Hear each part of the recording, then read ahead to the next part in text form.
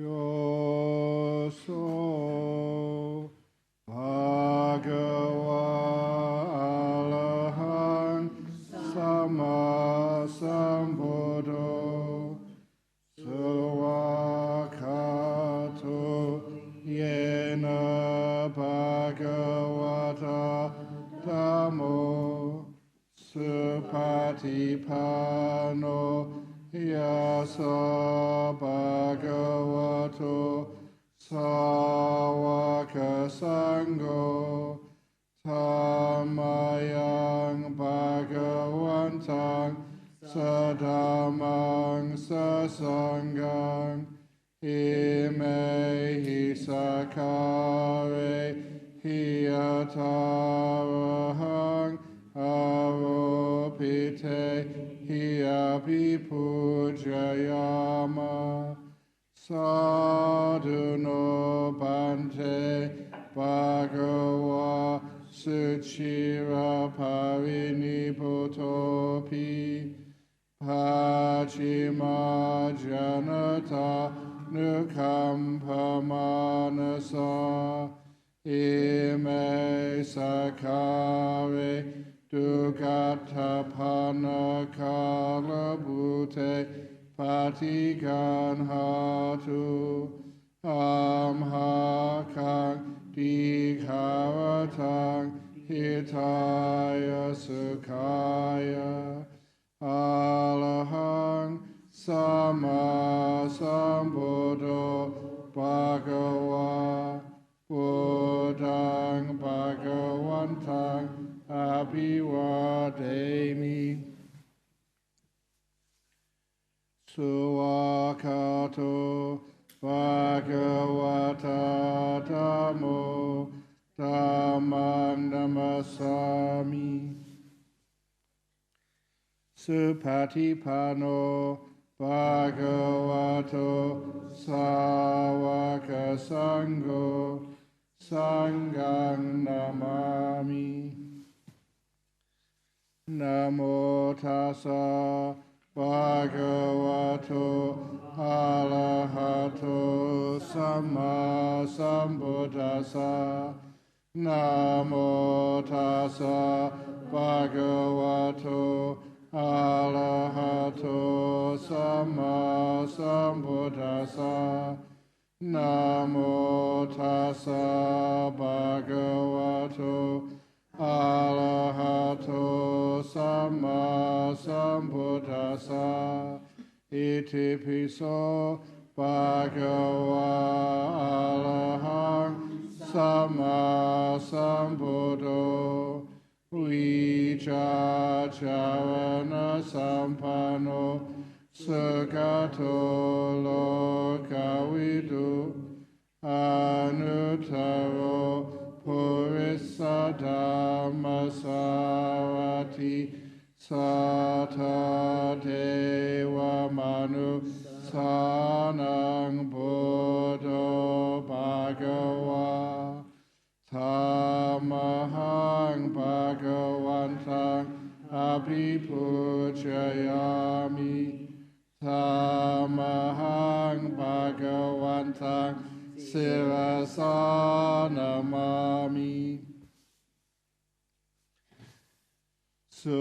Suwakato Bhagavata Dhammo Sanditiko Akaliko Ehipasiko Opanayiko Pachatang Veditapo Vinyuhi Tamahang Dhammang Abhipujayami Tamahang Dhammang Sirasanamami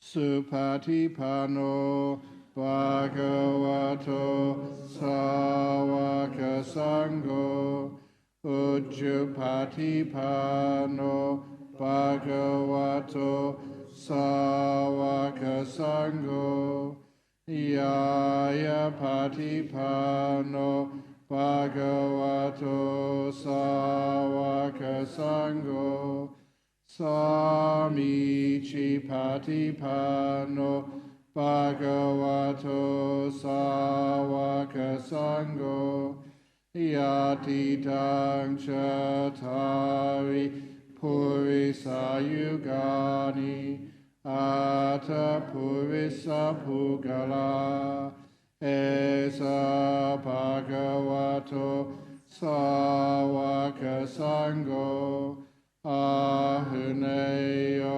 Ahuneyo Dakineyo Anjali Karaniyo Anutarang Punya Ketang Lokasa Tamahang Sangang Abhipujayami Tamahang Sangang Sirasa Namami.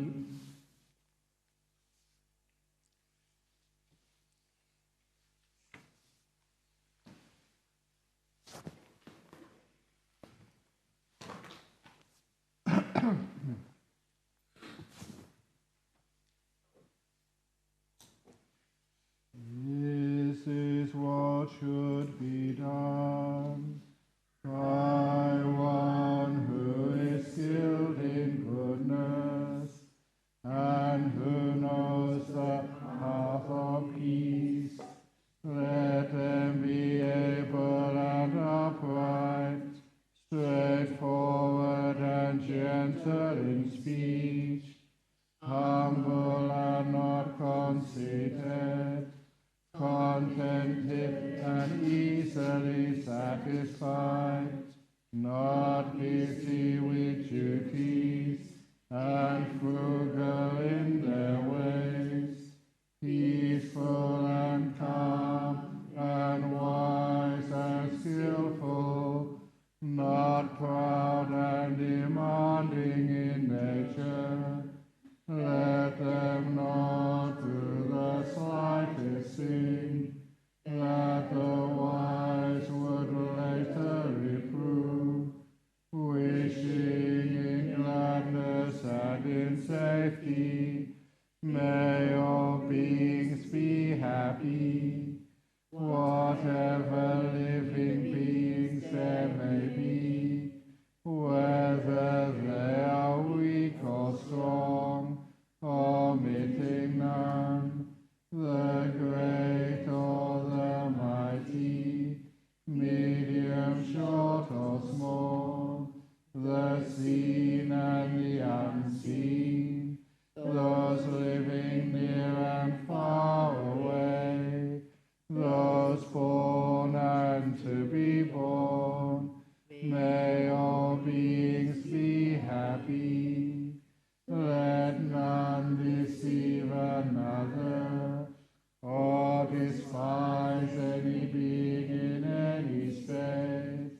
Let none through anger or ill will wish harm upon another, even as a mother protects with her life her child, her only child, so with a boundless heart should one cherish all living beings, radiating kindness over the entire world, spreading upwards to the skies and downwards to the depths, upwards and unbounded, freed from hatred and ill will, whether standing or walking, seated or lying down, free from drowsiness. One should sustain this recollection. This is said to be the sublime abiding, by not holding to false views, the pure-hearted one, having clarity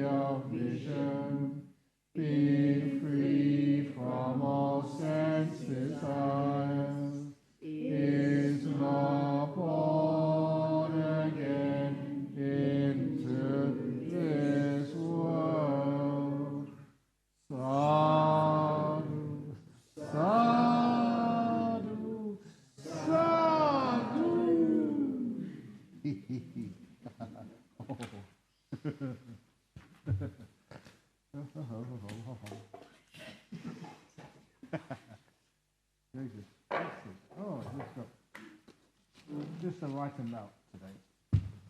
No questions. Very good. So if you're sitting comfortably, and I put my thing on first of all.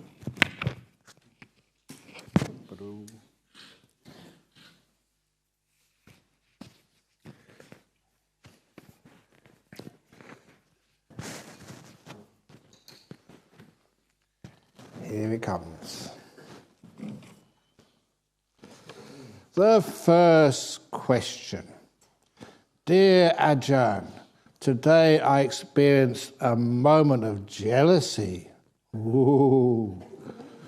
When I examined it, I saw it was greed for an imaginary object, and my mind had moved from the sensory present to the imaginary object with desire. Okay? To train towards stability in the present, should we notice the disturbance of going to imaginary objects? Yeah, sure. For a stream winner who has right view and a stream winner who has right view of no unchanging self or identity, if the thoughts or perception of a me comes up, do they see that as a disturbance, as a way of abandoning it, or what do they do? Now, if you're a stream winner, you still have thoughts of self sometimes. You still have perceptions of self, but your view of self is stopped, gone. This is a very beautiful way of looking at this by the Lord Buddha. It was that understanding the process of cognition, how your mind works. We may start somewhere like we have a view.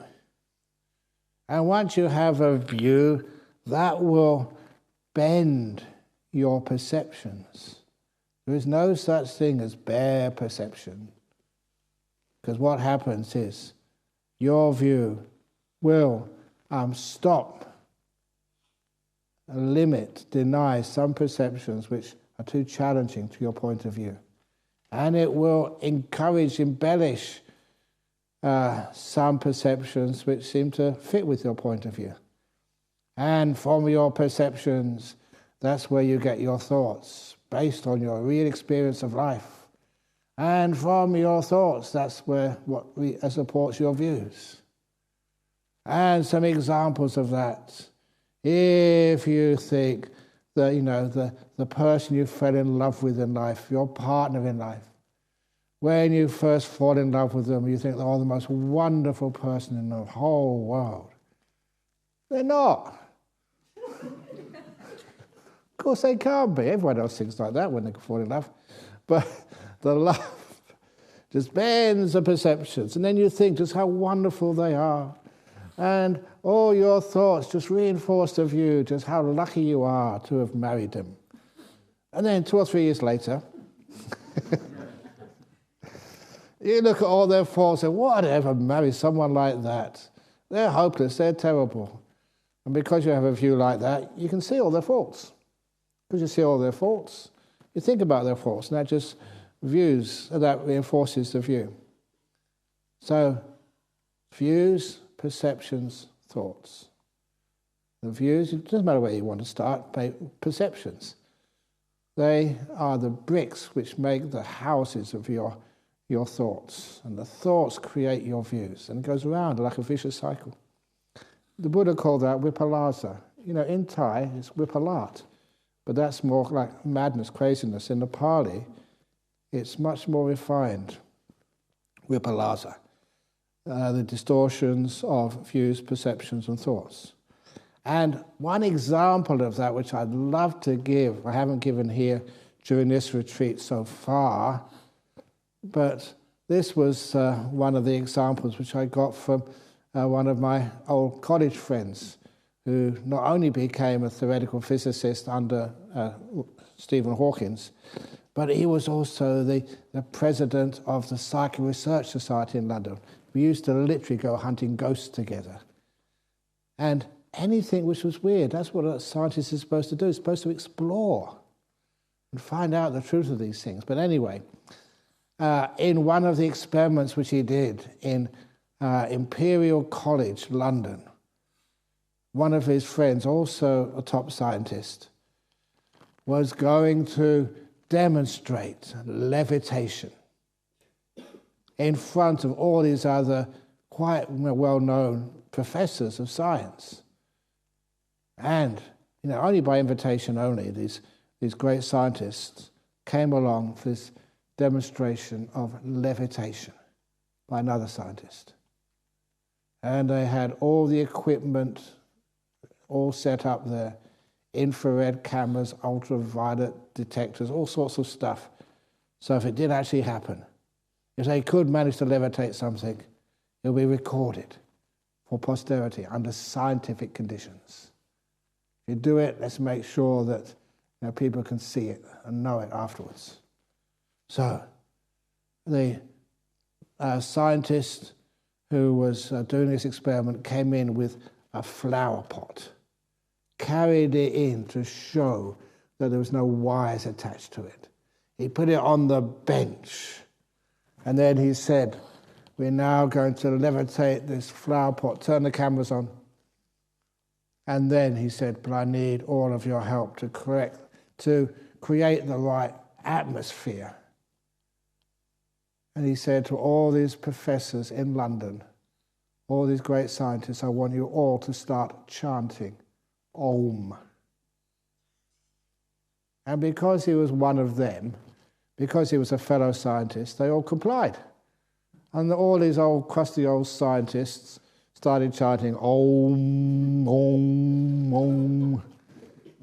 And then the flower pot levitated. It lifted up. And they filmed it. They photographed it. It actually worked. In scientific conditions, they levitated a flower pot. Amazing. You know what happened next? That some of those scientists who were present, they asked them, "Well, what do you think of that?" They said, "What are you talking about? That flower pot was on the table all the time." It wasn't. It levitated. No, it didn't. It was on the table. I said, "Look, here's a film of it. That's been faked." It was on the table all the time. It had actually levitated, but that was so against their views of science. It challenged them so amazingly much, they didn't see it. They were looking, but to them, it stayed on the table. That is how powerful, your views are. They change reality. And these were scientists who were supposed to be trained in objective awareness of the data. Now, to go back a little bit, what actually happened, just to let you know, that underneath that bench, where they put the flower pot on top, was this enormously strong electromagnet. And when they actually turned on the current to make the electromagnet start being activated and the flower pot to rise up in the air, you all know when you have a huge amount of current going through a system, you can hear it. It makes a hum. So they had to do the Om, Om chant to cover up the trick. So they didn't realize what was really going on.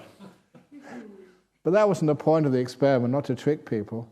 It was to show when something happens which is just so against what you think is possible, you just don't see it.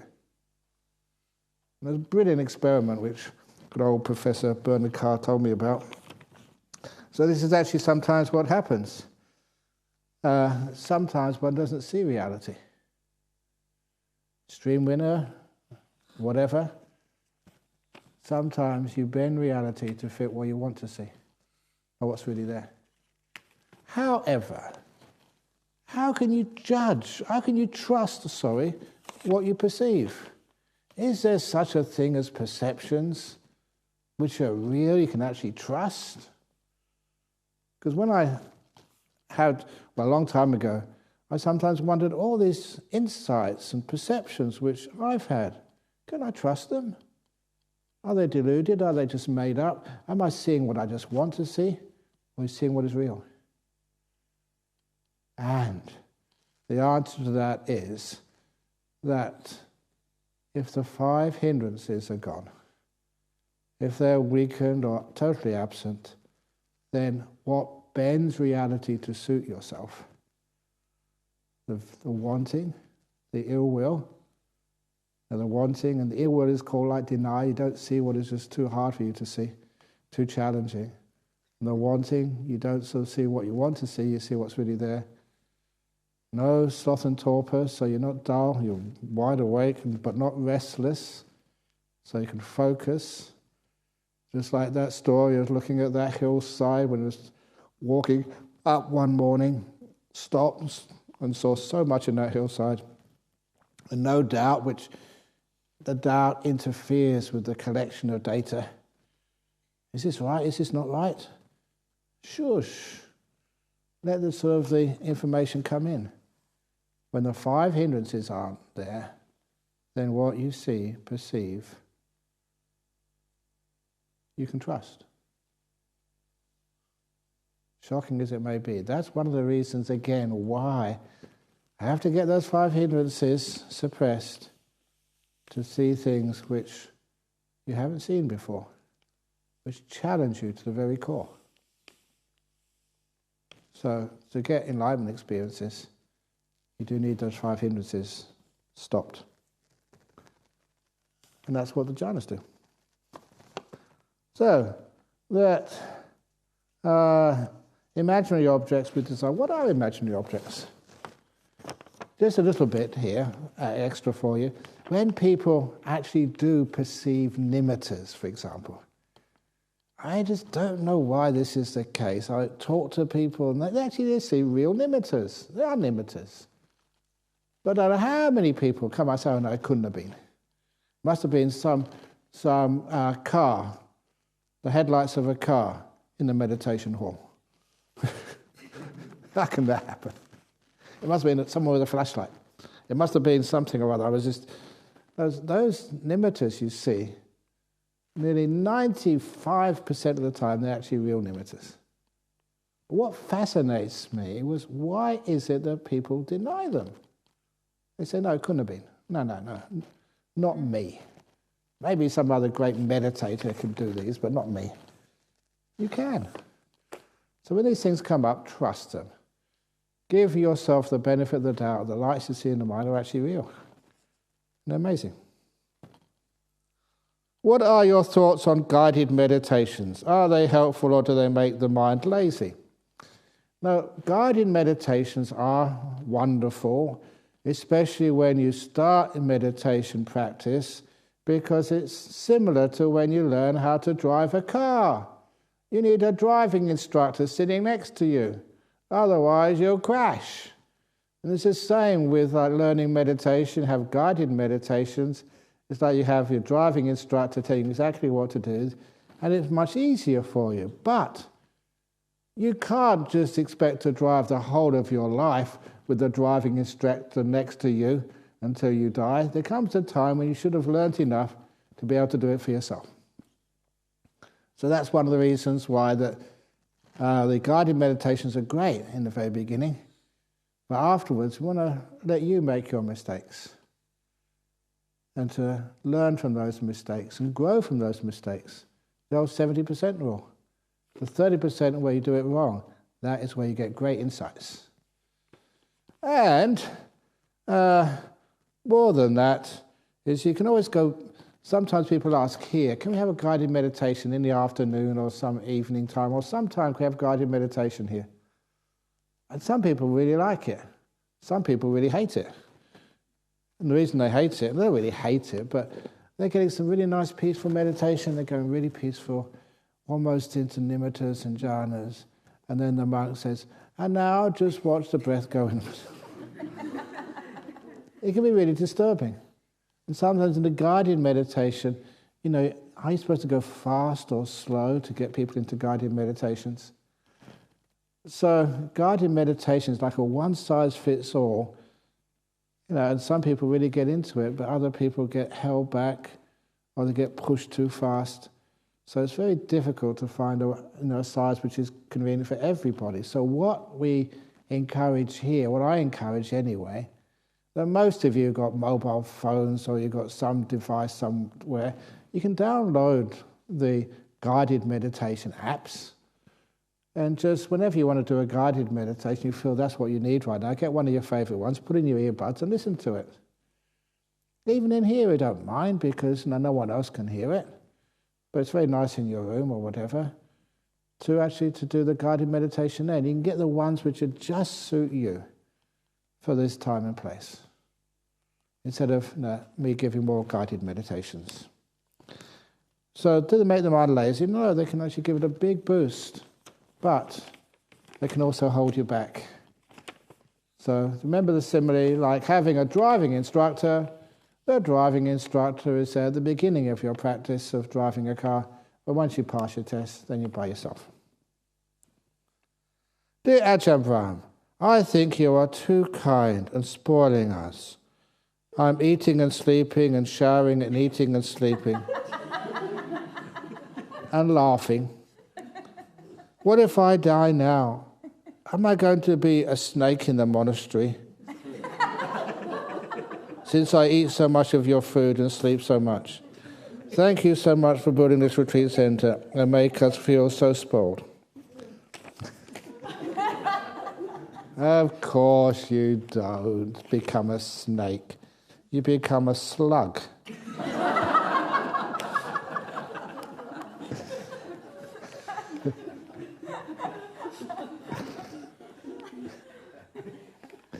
You know, sometimes you think, this is just so indulgent.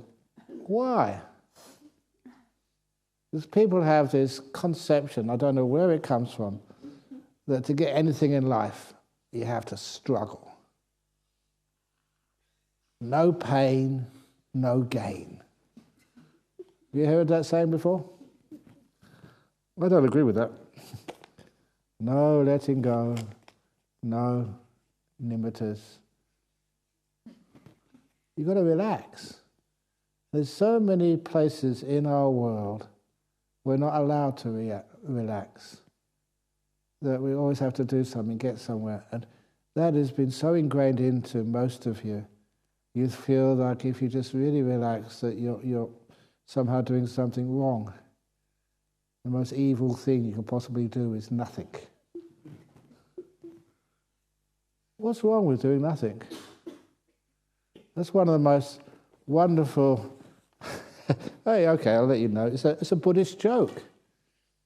You know, it's great you have meditation jokes these days. It shows that meditation is seeping into our culture. And this joke is somebody calls up the monastery one day. And they get through to a monk and said, oh, great, I've got through to you. I really need you to come to my house tomorrow to do a chanting ceremony. Someone's dead or someone needs some good luck or something.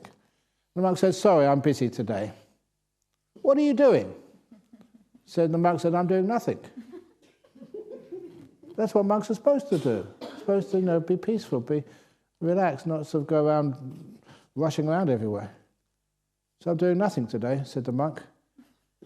And the person who called understood, been to retreats before, understood that's what a good meditator is supposed to be doing. Nothing. He said, sadhu, sadhu, sadhu, well done. And he rang up the next day. He said, got through to the same monk. He said, oh yeah, I called you yesterday. He said, and I really need you to come to my house today to do some chanting. Can you come? The monk said, sorry, I'm busy. So what are you doing today? He said, same as yesterday, nothing. And the man said, that's what you said yesterday. Yes, said the monk, I'm not finished yet.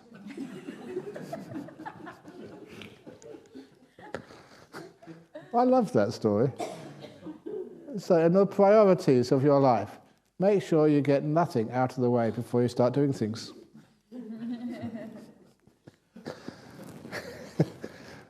So give your relaxation and rest some priority.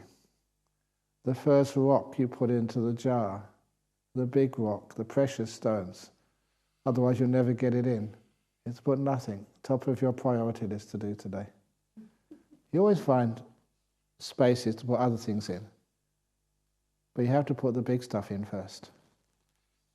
So that is, I'm not actually spoiling you. So if you feel guilty, it's just some of your conditioning from the past.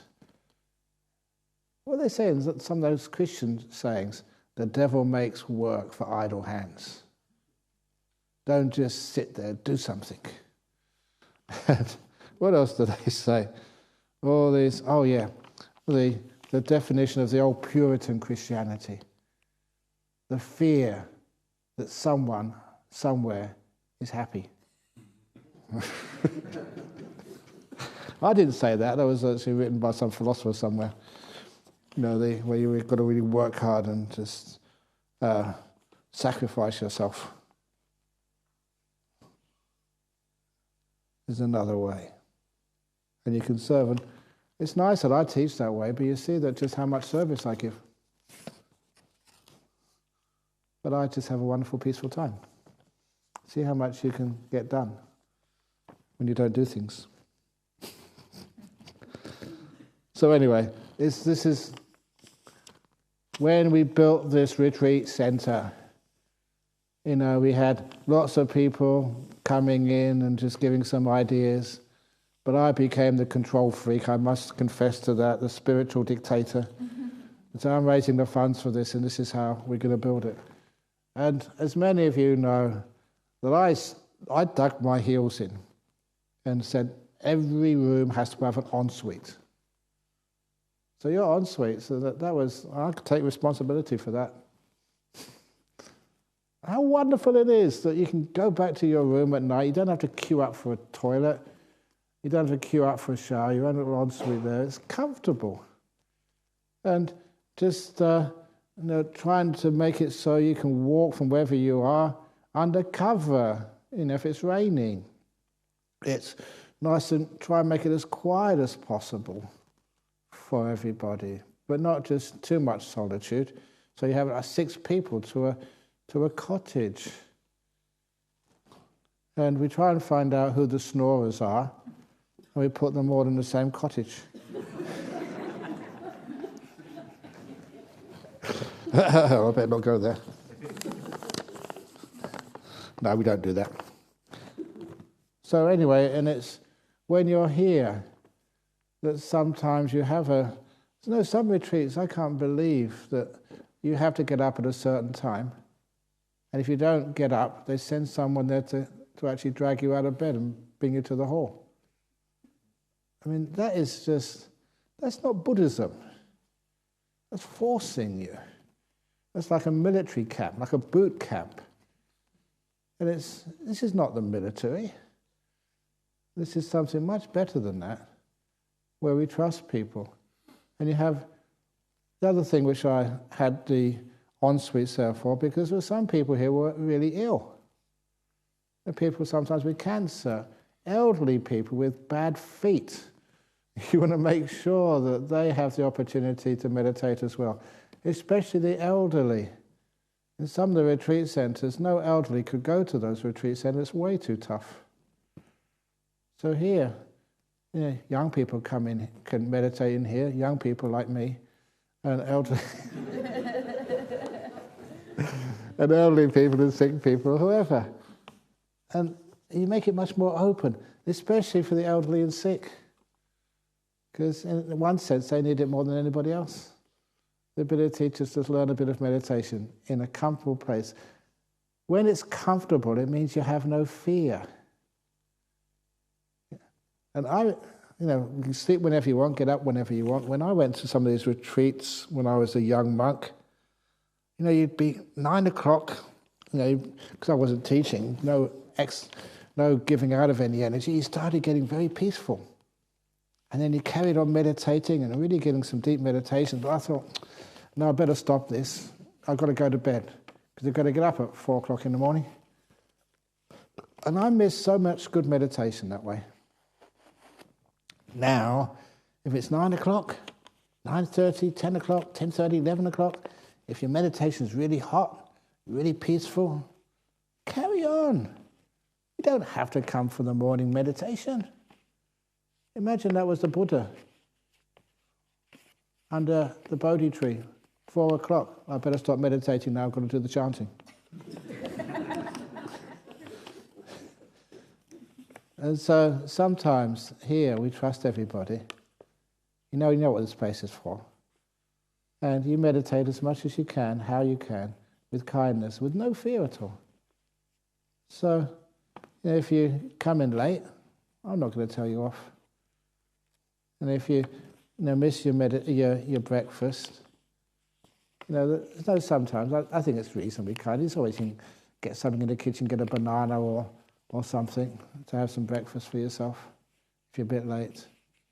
So be kind to yourself. And that takes away all the fear. It's comfortable.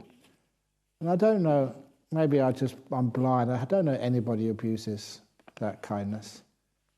Everybody tries their very best. But I want to make it so that people, if they start getting some good meditation, they don't have to worry about getting up in the morning. They can meditate till 1 o'clock in the morning and get enlightened, and then sort of have a sleep-in the morning. And same as all the talks which I give, they're all recorded. So if you miss one of the talks, you can always get them afterwards. If you don't hear it this year, you can always hear it next year. They're all the same every year. The jokes are, anyway. So anyway, that's what we do. My goodness, what is this?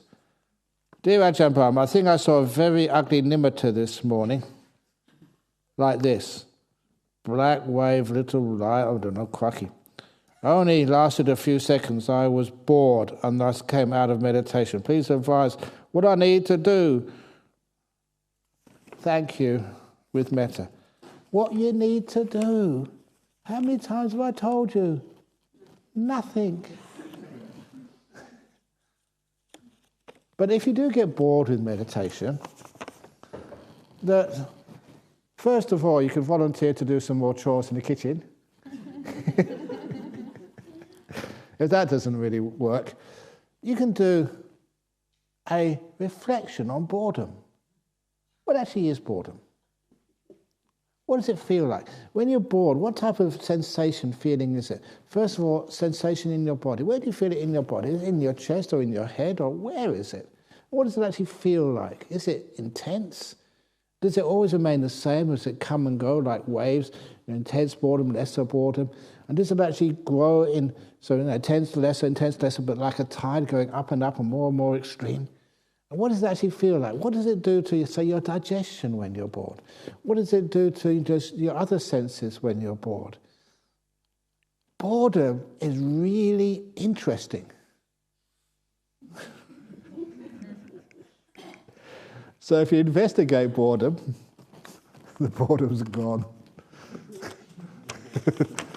So in other words, boredom is just having some negativity towards the present moment. And it's also, you've got some idea of the future as well. You can't really be that bored in the present moment. It's always, how long do I have to do this for? When is nimitta's going to happen?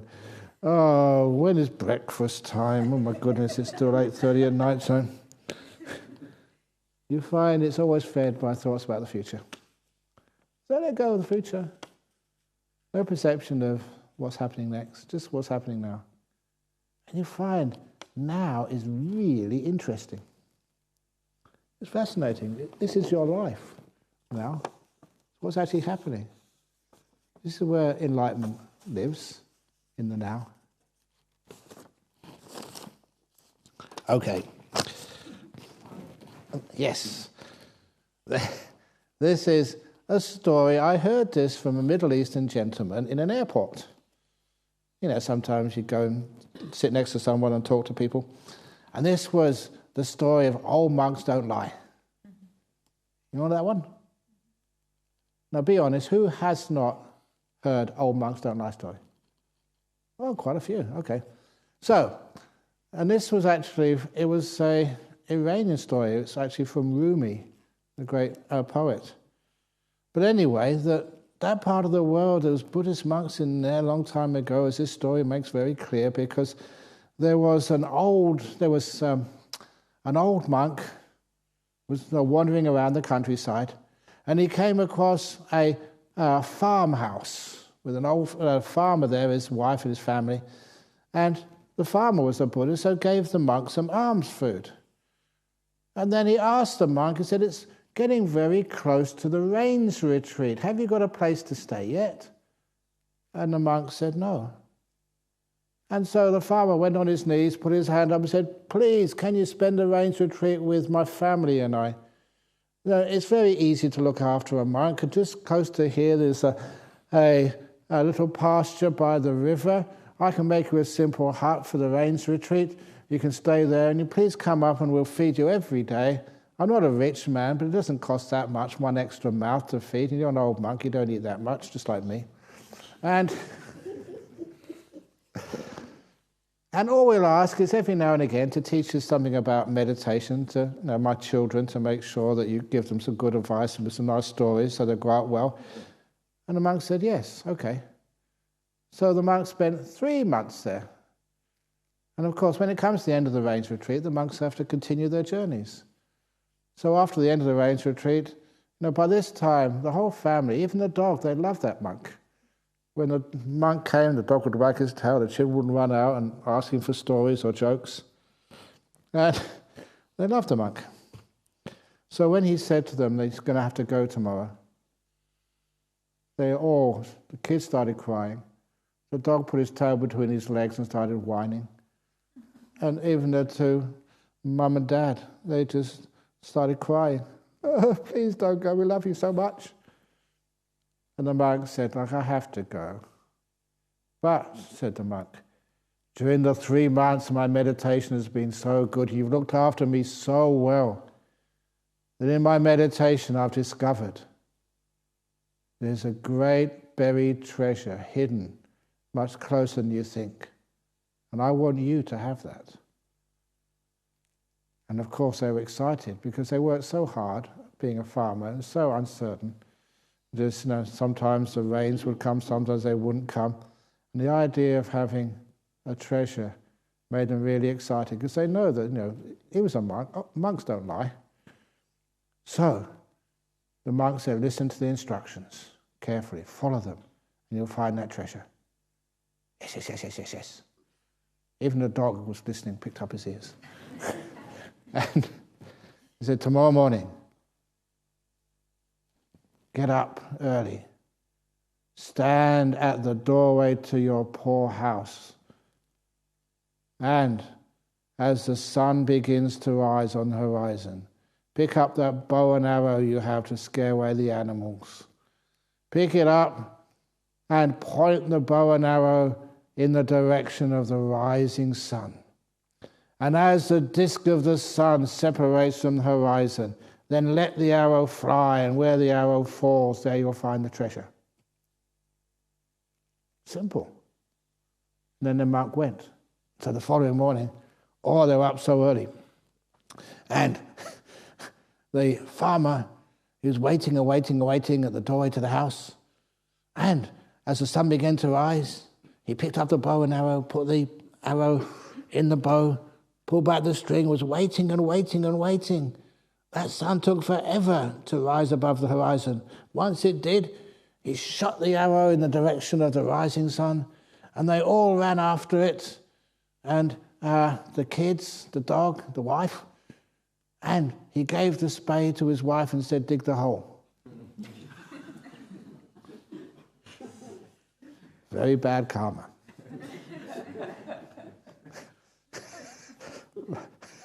But we'll go on with the story, see what happens next. And so they started digging a hole, expecting to find the treasure.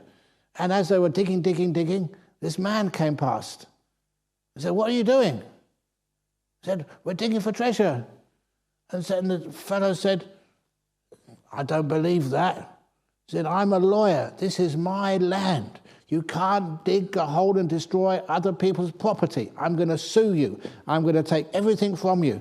I'm going to take your house, the land, even the dog's bowl. And the wife said, it's not my fault. Husband gave me the spade. And husband said, no, not my fault. This Buddhist monk told us we'll find a treasure here.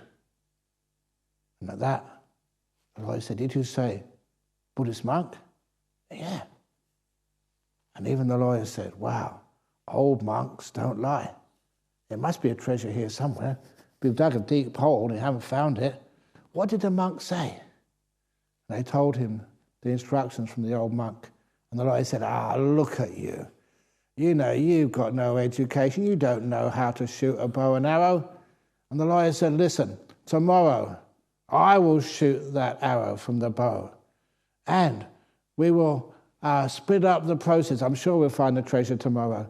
We'll split up the proceeds, 51%, 49%, less my costs and other disbursements out of pocket.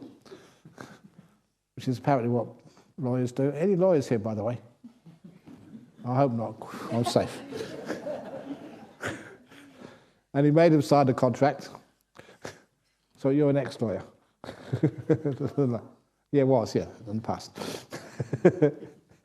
And so, following on, the lawyer shot the arrow. And it went much further, and they all ran after it. And the dog as well. And where it landed, the husband had to dig the hole. What you ask other people to do today, you will have to do tomorrow. It's fair, isn't it? It's karma. So anyway, the husband had to dig this hole. He dug and dug and dug deeper and deeper and deeper. And what did he find? Nothing, only trouble. Because a few people came round in horses. And it was a general from the army. And he said, what are you guys doing digging here? This is my land. You can't do this. And he told the soldiers, chop off their heads, all of them, including the dog. Yes. Anyway, it doesn't matter. It's got a happy ending in the end. And so the husband said, the farmer said, it's not my fault.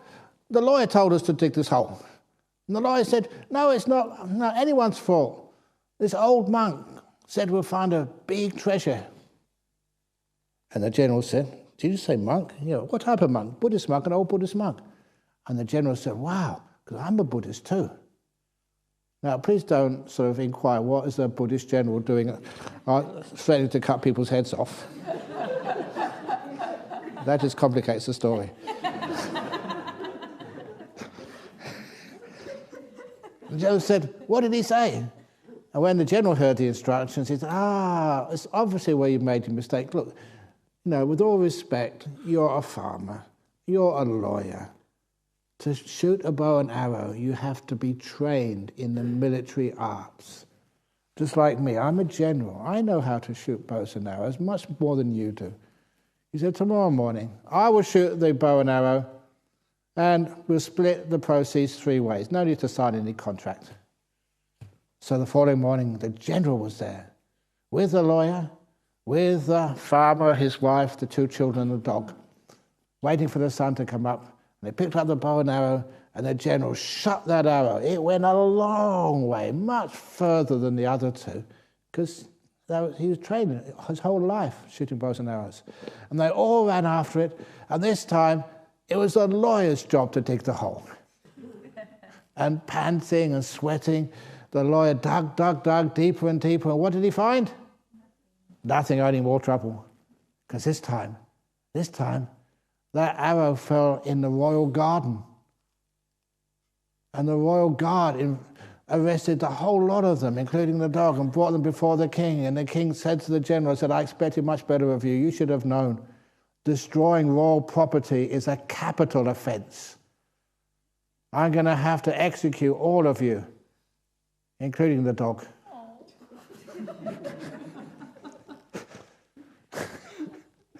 And with the dog whining, stop encouraging me. And the kids crying, and the farmer and his wife just crying, and the lawyer just worrying how he can get a stay of execution, and the general just really being quite sort of embarrassed. And the general said, look, we were told we'd find a treasure here. By whom? Well, the lawyer told me. And the lawyer said, well, the farmer told us. And the farmer said, well, this old Buddhist monk told us. And at that, the king said, did you say old Buddhist monk? Yeah. And the king said, I'm a Buddhist too. And old monks don't lie. So something's really strange here. So I can't change the law for anybody. So I'll put you all in the cells for a few days until I find who was responsible. I was to find that old monk and find out what's going on. So the king put them all in prison for a few days, but he treated them really, really well. Even the dog actually quite liked being in prison. They got 3 meals a day and a very good meal, not like what you got in a farmhouse. while he sent his troops out to find out that monk, they soon found him, and he came to the palace. And so in front of everybody, the king said, "Venerable sir, you've got all of these people into big trouble. Why?" And the old monk said, "Because they did not listen carefully enough and follow my instructions." "What do you mean?" said His Highness. "Your Majesty," said the monk, "I will invite you to that house tomorrow morning, and I will tell you what those instructions are, and you will follow them. And I guarantee that we'll find the treasure tomorrow. But I would only ask one favour of you, that we split it up 4 ways equally. And even your share, Your Majesty, will make you happy, let alone how much it will help the farmer, his wife, and his family." And the king was intrigued. So the following morning, the king and the lawyer and the general and the farmer and his wife, the 2 children and the dog, they were all there waiting to see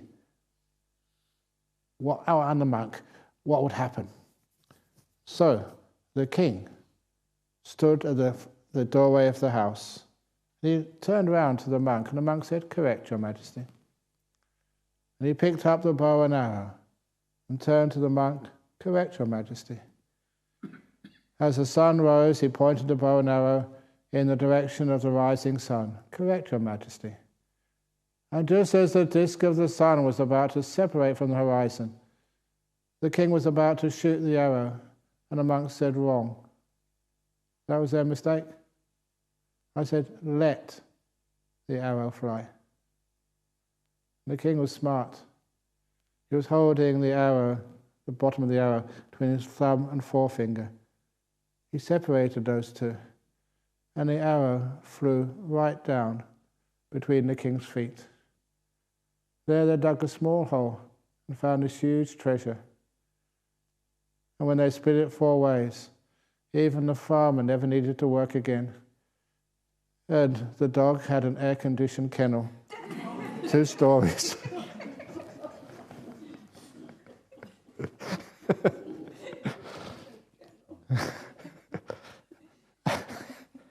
And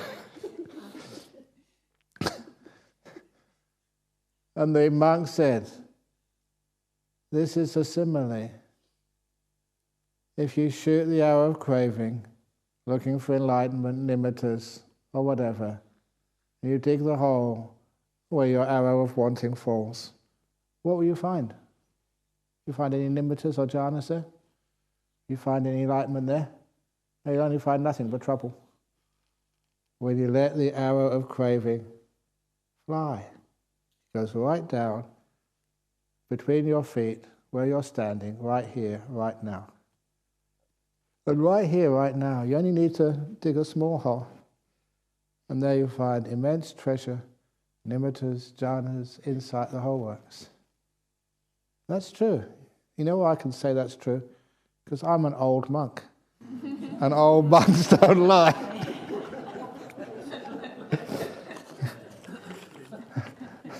But that's a wonderful story from the, was it 14th century or 15th century, Rumi, in Iran. Actually, you found that out for me, didn't you? Rumi, was that 14th or 15th century? Okay, yeah. It was pretty old, though.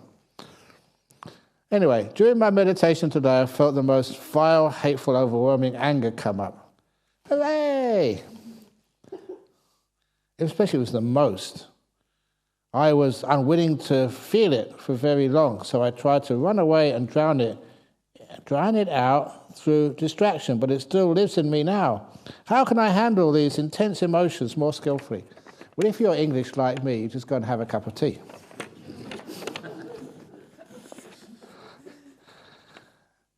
So that's another story, but this is a brilliant one. This is the monster in the Empress's palace. So those vile, hateful thoughts, they're like monsters who come to drive you crazy. So once upon a time, there was this empress who went to the monastery one evening to listen to the talk. And when she went back to her palace, she found that when she was away, this monster, this vile, most vile, hateful, overwhelming, violent, ugly, smelly, nasty monster came into the palace. It was so violent and ugly and despicable that all of the security who were supposed to protect the palace, they went in the broom cupboards, they went under the tables, behind the flower pots, anything to hide, because they were terrified of this monster. And that allowed this monster to go right into the center of the palace and sit right on the empress's throne. And that was just one step too far. The security people, the guards, the ministers came out and said, "Get out of here. You don't belong here. This is our emperor's palace. It's not yours. You're sitting on her throne. Get out now." And those few unkind words and violent gestures from the security guards, the monster grew an inch bigger. More ugly, more violent, more smelly, more nasty, more vile. And that just really upset the security guards. And they got out their swords, they got out their cudgels, they got out all sorts of things and threatened this monster.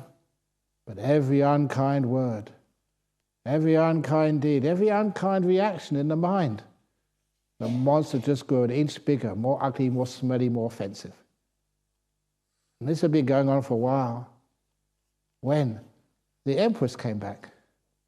When she came into the palace, she saw this monster in the palace. It was huge. And I think it was the Star Wars came out after I became a monk. But I asked the monks, what's some of the most vile, ugliest, huge creatures? And then one of the monks said, "You." And I said, "Shut up, monk." They're only joking. And they said, "Jabba the Hutt." Is that right?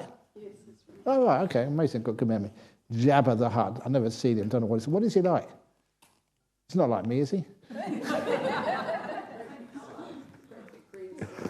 Green slime. Green slug, okay. Okay. Anyway, it was so ugly. It made like Jabba the Hutt look like a teddy bear. And was so ugly and so fearful. I guess I've never seen this, but they said the most fearful person created by Hollywood was the Alien. Is that right? 2 and 3 as well. There's Alien 2 and Alien 3. One is more frightful than the other. Okay, well, anyway, there's really ugly, frightful beings. And this made like Alien look like a nice little pussycat sitting on your lap. And the smell coming off this monster, the smell was so disgusting that even the maggots crawling on the monster's skin, they threw up.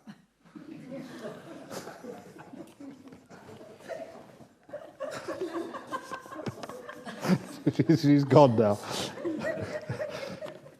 So what did the empress do? Faced with this situation, this really nasty monster in her palace, sitting on her throne. She said, "Welcome. Welcome, monster. And thank you so much for visiting me. Has anyone got you something to drink here?" Just like in Jhana, we've got so many juices, waters, soy milk, real milk, almond milk, all sorts of milk. And we've got tea, condensed milk. All sorts of tea and coffee. What do you want to drink? And those few kind words, the demon grew an inch smaller. That's ugly. And the maggots stopped vomiting.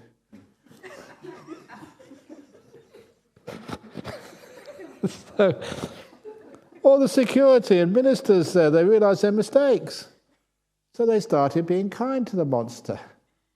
A few of them got around to his feet and gave him foot massage. You've had reflexology. Foot massage, it's really nice. And I said, "Just a bit over there. Oh, yeah, that's really nice, just there. Oh." Some gave him shoulder massage because he had such a big head. Of course, it would make his shoulders sore. Some said he wanted something to eat with all the drinks we're giving him. And so some decided they ordered a pizza. Takeaway, can order, delivery to the door. and monster size. Monster. And they were so kind to this monster. Every kind act, word or thought, the monster kept shrinking, getting smaller and smaller and smaller, until it was back to the size and shape when it first came in. But they never stopped. They kept with the kindness so much that soon the monster grew so small that one more act of kindness and it vanished completely away. And that's actually based on a story in the Yaka Samyutta, with a lot of additions from me, such as the pizza and the foot massage and stuff. But that story is pretty much as the Buddha said it. He called them anger-eating monsters. If you give them anger, get out of here, you don't belong. They get bigger and more of a problem. So if you have, like meditation day, you've got the most vile, hateful, overwhelming anger, then welcome. Thank you for coming to teach me. Welcome. You can stay with me as long as you like. Then you find the vileness of the anger will get less. The hatred will be softened. It's how you react to these mental feelings will either make them continue or will soften them. That thought, that image, whatever it is, why it is, we call that old karma. It's here. How are you dealing with it? How are you reacting to it? Don't make more bad karma with existing bad karma. Give it kindness. And you'll find it just gets softened and becomes your friend. You give kindness to a snake, and the snake loves you, never bites you. So this is how we deal with it. And thank you, because it gives me the opportunity to tell the story of the anger-eating monster. It's a classic. That's a very powerful psychology insight from the Buddha. Ajahn, when we send metta to dearly departed friends and teachers, what are the chances that they can receive our metta? If they are newly departed, in other words, they're not long gone, there's a very good chance they'll receive the metta. How many times? There was a story in the Melbourne Age, which I should have cut these ones out and kept them somewhere, but anyway, this was a vet. He was actually quite a well-known vet in Melbourne, and he was going on a long weekend to a country house somewhere outside of Melbourne. And he's driving the car by himself down one of the freeways or motorways, whatever they call them. And halfway on the journey, he was just overcome really suddenly with this really sadness, huge emotional blast of grief. He didn't know why, but he was crying so much. He was totally confused. He doesn't do this, but he had to pull onto the side of the road in the emergency lane to park because he was crying so much he couldn't see.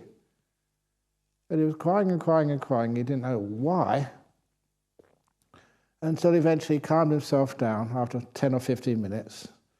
And then he carried on the journey to the country house, where there was a message waiting for him. His dog had been hit by a car and killed. Exactly the same time as he had his grief. And he wrote this article in the paper explaining it, what happened to him. How on earth did he know that his dog had died when it was maybe 50, 60 kilometers away? Exactly the time the dog was killed.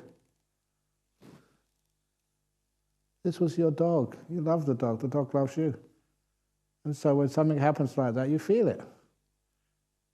And he felt it so strongly, he just burst out crying and had to park the car. It happens very often. You may have a relation somewhere in New York or somewhere, and they have some accident or some injury or sickness, and you know that something's up. You can feel it. And that's such a common experience that you know that people you're very close to, you have a connection there. So if you send loving kindness to one of your departed relations who's newly departed, of course they feel it.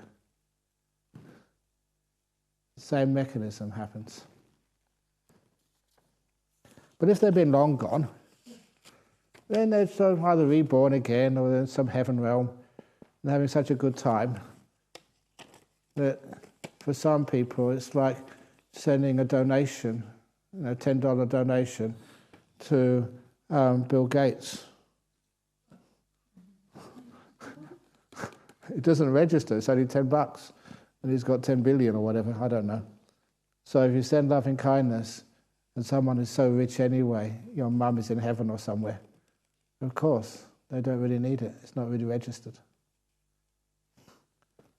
But when they're just newly dead, they're far more open to receive. But even if they don't receive it, it's still worth you giving it. It's not that they need to receive it, but we always need to give to people we love and care for.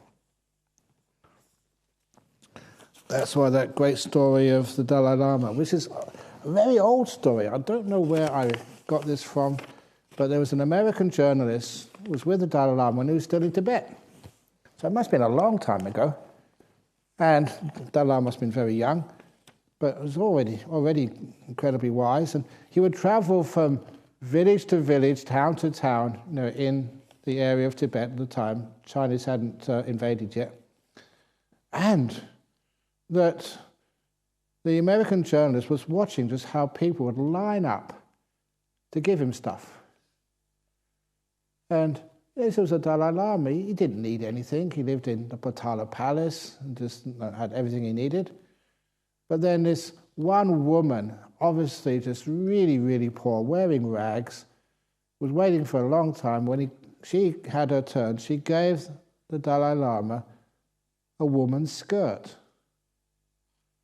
And the American journalist just blew up with rage. So you call yourself a holy man, and you're taking a skirt. You're a man, you don't need a skirt. And this woman is so poor. Why do you receive that from her? And the Dalai Lama, just as many people do, when people criticize you like that, just pause, wait, before you answer. And then he said, it's true, I don't need that skirt, but that woman needed to give it to me. And it took the whole idea of giving to a totally different level. It's not the Dalai Lama needed a skirt, but the person needed to show her respect and love by giving something to the Dalai Lama. And the Dalai Lama would give that skirt to another woman in the next village. And that's how it works. It's not like, we need to receive, but more people need to give. It's a beautiful thing when you give something to somebody else. Anyway, about letting go of the past. What if we can let go of the past at an intellectual level, but deeply inside the body doesn't seem to let go? It still gets triggered. What to do? How to let go of it at a deeper level? It takes a while for things to soak in. So you start with the intellectual level, and then after a while it sinks in to the heart. It sinks into the way you think. It takes a while. Just like sometimes people, in the old days, all my similes are old, like we all knew that smoking was bad for your health. So people would smoke. It's bad for my health, yeah, but I know that intellectually. But it took them a while before that intellectual knowledge seeped in until they started giving up smoking. It takes a while for it to actually go from your brain to your heart and to the way you live and practice. So the body doesn't seem to let go yet, but it's a start. Give it time. Be patient. Greetings, Ajahn. Greetings back to you. What are nuns and monks allowed to read, watch, listen to? Kind regards. A nosy Parker. They're allowed to read questions like this. They're allowed to watch people do silly things. And they're allowed to listen to people break the noble silence by talking when they shouldn't be. And I'm a bad example of that. No. What monks and nuns are really allowed to read is people's kind expressions on their face. Because, you look at people and you can tell where people are at. just by their facial expressions. So you read people's face. You just watch their actions and listen with kindness. That's what monks are supposed to do. It's not so much what you're supposed to read, or these days I don't read much at all. I do have, somebody gives me a newspaper, and actually now they know exactly what part of it I read, which is usually just the comics. You get far more wisdom from those comics than you do from all these other articles which people write. I don't know where they've been educated, but like Calvin and Hobbes. That's really wise. Because I remember in Calvin and Hobbes, once they were asking, is there intelligent life in outer space? If there is, why haven't they visited Earth? And the answer was, because they're intelligent. What do you expect? Only crazy people would visit this crazy planet. And little sayings like that, you look at that and think, wow. There's a bit of insight there. And one of the other sayings I remember from Calvin and Hobbes, where they were doing a lesson, it's only primary school, on the US Constitution, which starts that the US Constitution guarantees everybody the pursuit of happiness. And so Calvin tells his teacher, well, if the Constitution guarantees me the pursuit of happiness and ignorance is bliss, I'm out of here.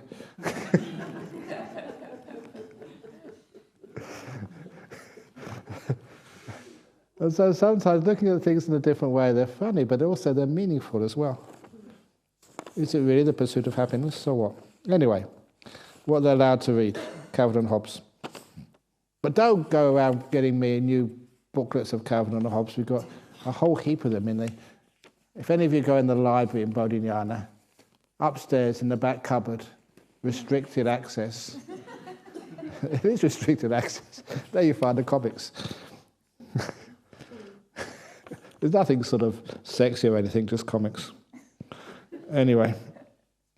Dear Ajahn, your talk on contentment this morning was inspiring and touching. I went back to my room and cried in gratitude for everything I have. That's nice. Thank you to everyone who's made this retreat possible, to my fellow retreatants. Thanks for creating such a conducive environment. Lots of metta. Excellent. The next question. Dear Ajahn, is standing meditation a recommended practice to overcome sloth and torpor? Yes. There was a couple of people who did standing meditation once, and it was Ajahn Jakwa did some standing meditation. He told me it was just really painful. He had to stand perfectly still for 2 hours. And yeah, you get some sort of peace and contentment, but then he said the experts on standing meditation, who do get into some degree of samadhi, are called the household guards of Buckingham Palace. But they don't get enlightenment. So standing meditation, it was one of the practices, but I've never personally known anyone who's practiced that who gets deep meditation. So I can't recommend it because I've got no personal experience of it, but it doesn't sound good to me. Especially when you've got sitting meditation, walking meditation, so many other meditations. What do you want to stand for? So basically, I can't stand standing meditation. It's late at night, so you can get away with jokes like that. Dear Ajahn Brahmavamso, how did your skeptical scientific mind come around to the idea of rebirth? I'm having trouble believing. Look, don't worry about, because if you don't believe in rebirth now, you certainly will in your next life.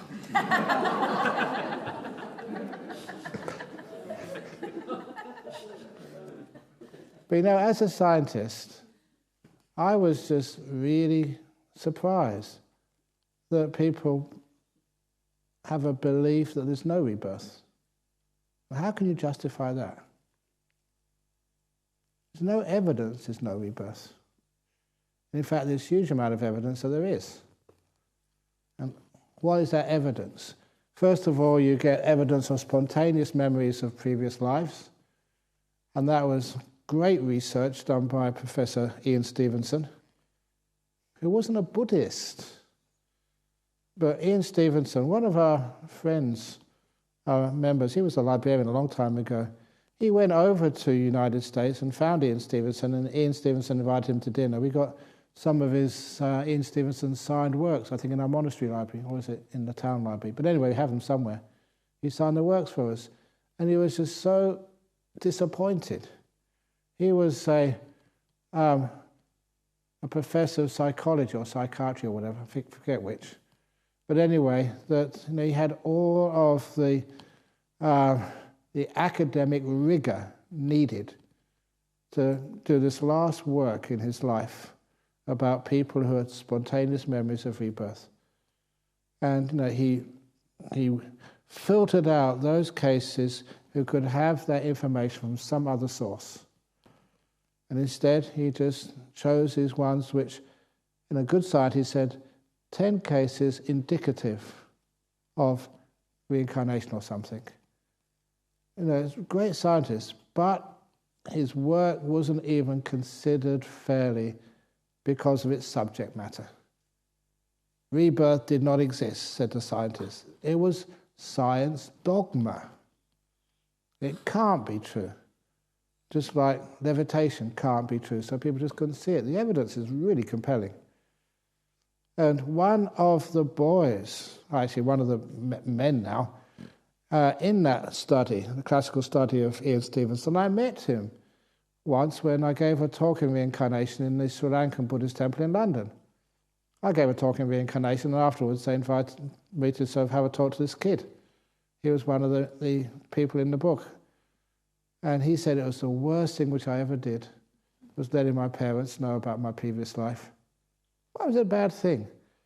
He said, because all my schoolmates found out about it, and they teased me so badly.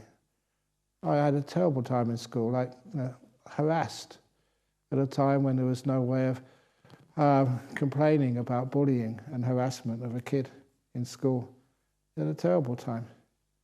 And I usually find out that people who do believe in their past lives and publicize them, they don't get anything out of this at all except a lot of problems. And the other fellow, which I often quote, is this, he was a comedian called Roy Hudd. Does anyone remember Roy Hudd? Oh, you do. He was an English comedian. He very famous in UK, but he never sort of made a transition to overseas. And he was, I think, working for ITV, one of the two TV channels, BBC, ITV. And he was doing quite well in life. I remember him, household name. One day, he was driving home from the theatre after performing somewhere, and the British government had a new one-way system in London. He got totally lost. He couldn't find his way home, trying this way and that way. And he started going to parts of London he'd never been to before in this life.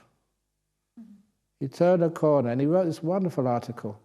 He turned a corner of a street, and all the goosebumps came up, and he had instantaneous memories of his previous life in one of the houses in that street. And, he was so real that he parked his car and he knocked on the door of the house where he used to live. And because he was well known, he said, "Roy Hudd, what are you doing here?" And he said, "I used to live here." He said, "No, you didn't. We've been living in this house for 30, 40 years. He said, "Yeah, but it was a long time ago." And he said, "See, in London they have these blue plaques when famous people live at houses." He said, "That was me before. See that name on there? Dan Leno, D-A-N-L-E-N-O. He was one of the most famous entertainers in the music hall era between the First World War and the Second World War." He said, "That's me before, and I'll show you, all the rooms when I used to live here." And he took them around the house. He'd never been in that house since they were living there, 30, 40 years. And he showed them all the renovations and the changes, all so real. And he wrote the book, the article, As soon as the article was published, the boss of the ITV sacked him. We don't want crazy people like you. The boss was a very devout Christian. He said, there is no such thing as reincarnation, so you're out. He took a real big hit in his career. But since that time, he's written many books about Dan Leno. And he's the authority on Dan Leno. The reason why he's the authority on this famous musical comedian, because he was that person in his previous life, and he wrote books about himself, who he was in the past. And that's what happens, that sometimes people get very upset. But I don't know why, because even in Christianity, we used to have reincarnation. And you know how it was banned? In 543 AD. I don't know what's with 543, but they always say the Buddha passed away in 543 BC. That's why I remember 543 AD. In 543 AD, the Pope was called Vigilius. Latin names popes had. Vigilius, and the emperor was Justinian. And Justinian asked the Pope to make the belief in reincarnation a heresy. And the Pope refused. So the emperor, this was in Constantinople, the Pope and the emperor disagreed. And it was the secular part of the empire. They were the ones who wanted to ban reincarnation. The religious part, the Pope, believed in it. So what happened next? Emperor Justinian put the Pope in jail for 1 year. So he actually imprisoned the Pope. And after 1 year in jail in those days, not like sort of the jails we have these days, if you go into any of the jails in Western Australia, they have TVs, they have good food, they have exercise, you can do all sorts of stuff. You can actually do some more studies. But no, that must have been very tough in 543 AD. And so he gave in after a while, the Pope gave in and called a council, and at that council, the belief in reincarnation was taken out of the Christian church. That's how it was ended, the belief in reincarnation. But anyway, that's nothing to do with these days. But I don't know why people don't believe in rebirth. At least don't have an open mind and say it's a possibility. For those people who think, Ajahn Brahm, one of the big arguments against rebirth is that there's more people alive today than probably have ever died. So, where did all these people come from? Many more human beings alive than may have ever died, but there's a lot of animals who are no longer around. The expanse of the human population has been the expense of many, many of the higher animals, just like chimpanzees, gorillas. And I was always interested in this as a scientist. Professor Linnaeus, Linnaeus, he was the one who invented this classification of all the life on Earth into different species. And he had like a general theme of how he could apply this theme to all types of species, all types of beings, and see what species they belong to. And he said in work he didn't publish, was found after he died, he said he regretted at the time there were 3 types of beings, animals, which belong to the same species: gorillas, chimpanzees, and Homo sapiens. He said, but he couldn't publish that because his work would not be accepted. So he made human beings, Homo sapiens, a totally different species, when actually we belong together. So when you understand, and even just birds, African grey parrots, those of you who had cats and dogs, how many of them are just so close in nature to us? And so some of those animals can be reborn as human beings. They've got no other wombs in their species of gorillas or chimpanzees to find birth, so they come into this realm. So it's one of the reasons why. And it explains a lot about where, say, bikies come from.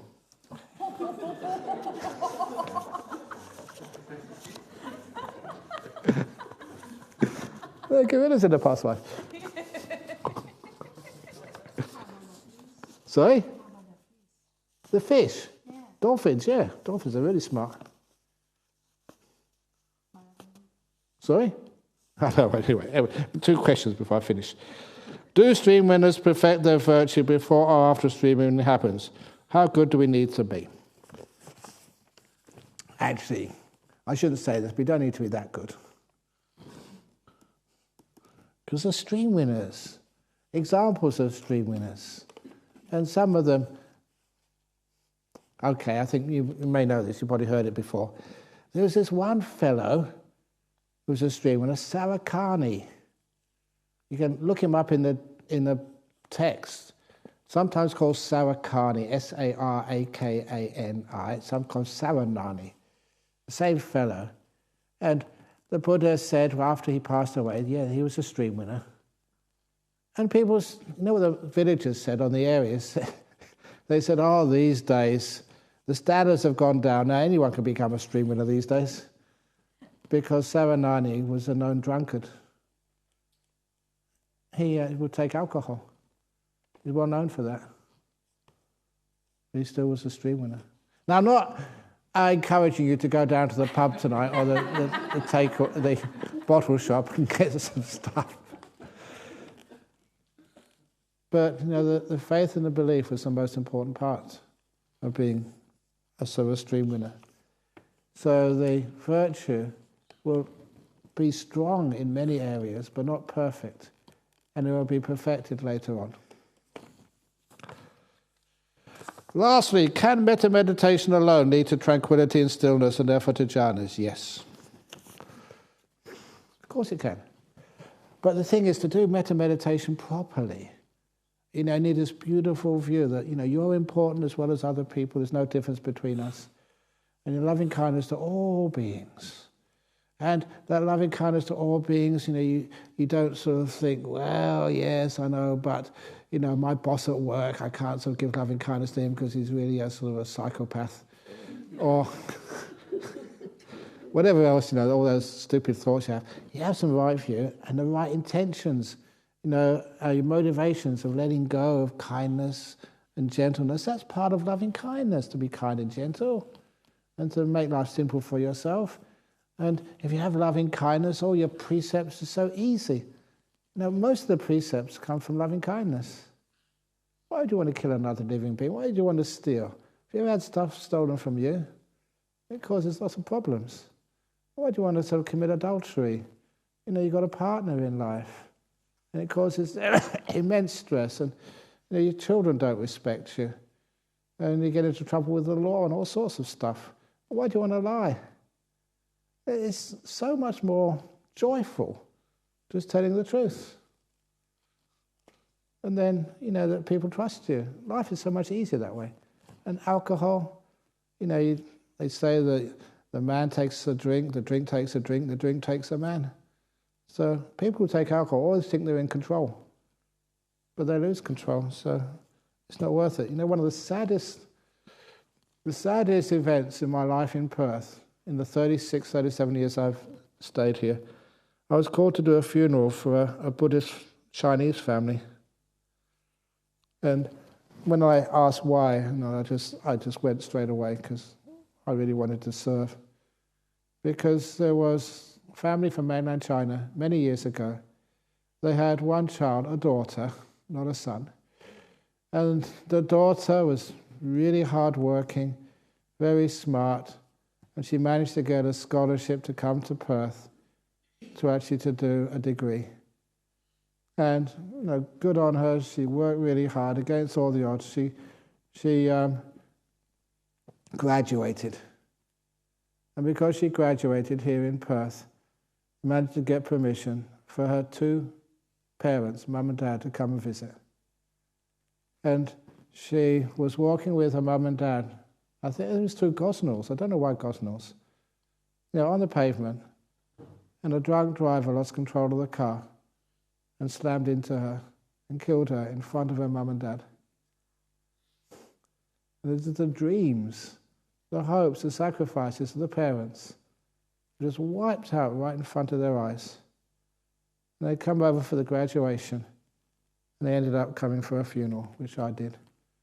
And you could see just the sadness, the loss in the eyes. It was just disgusting. And the person who drove that car, they never meant to kill anybody, but that's what happens when you get drunk.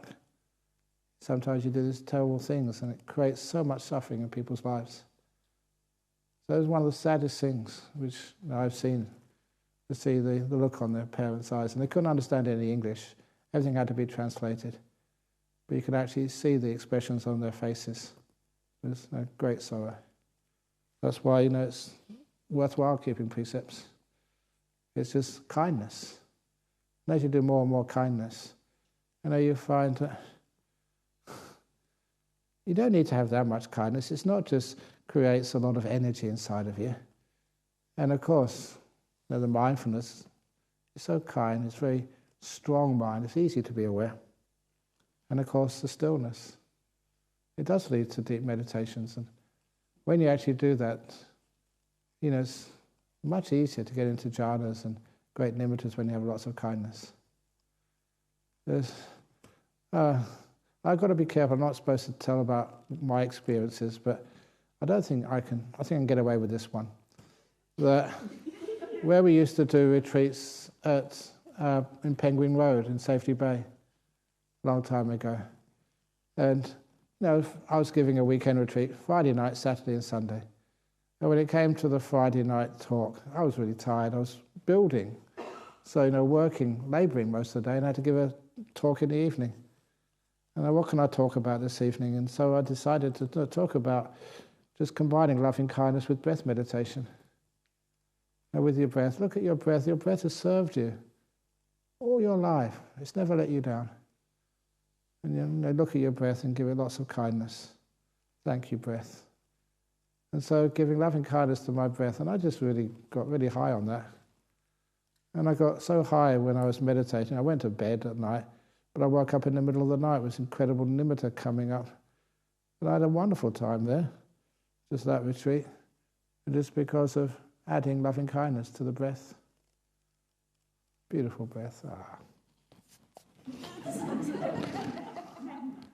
And the loving kindness is extremely powerful. And even again to machines and stuff, not just to ATMs, but a long time ago we had a cement mixer.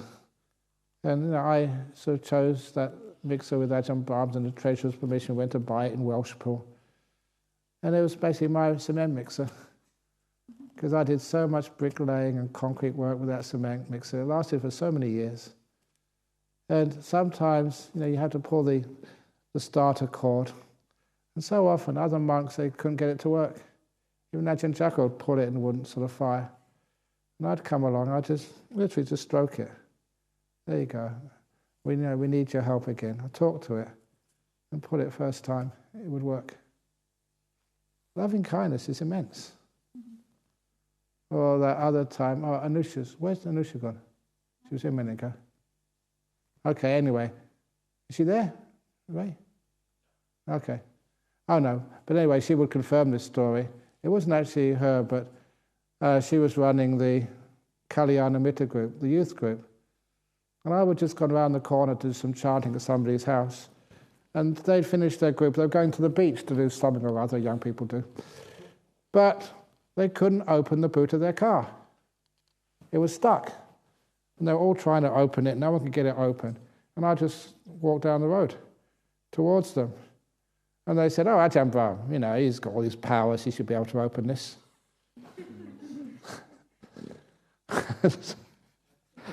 I should not do this, Ajahn Brahm. But anyway, I told Anusha, she was, I think, her car, she was trying to open it. I said, I'll open it if you promise to become a nun. No, that's me, that's what I do. She said, okay, because she never thought I could do it. And so I got the key, put it in, turned it, and opened the thing up.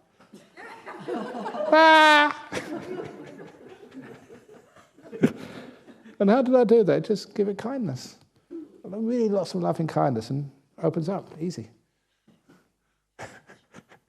But the reason why she's not a nun, because there was one of the other Kalyana Mitta group was a lawyer.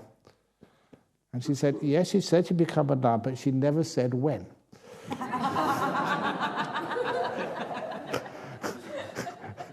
So she got Anusha off the hook.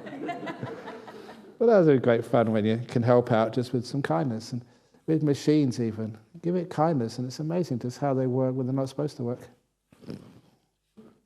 So if your car ever sort of, doesn't work, or you really need it, important emergency, give it kindness.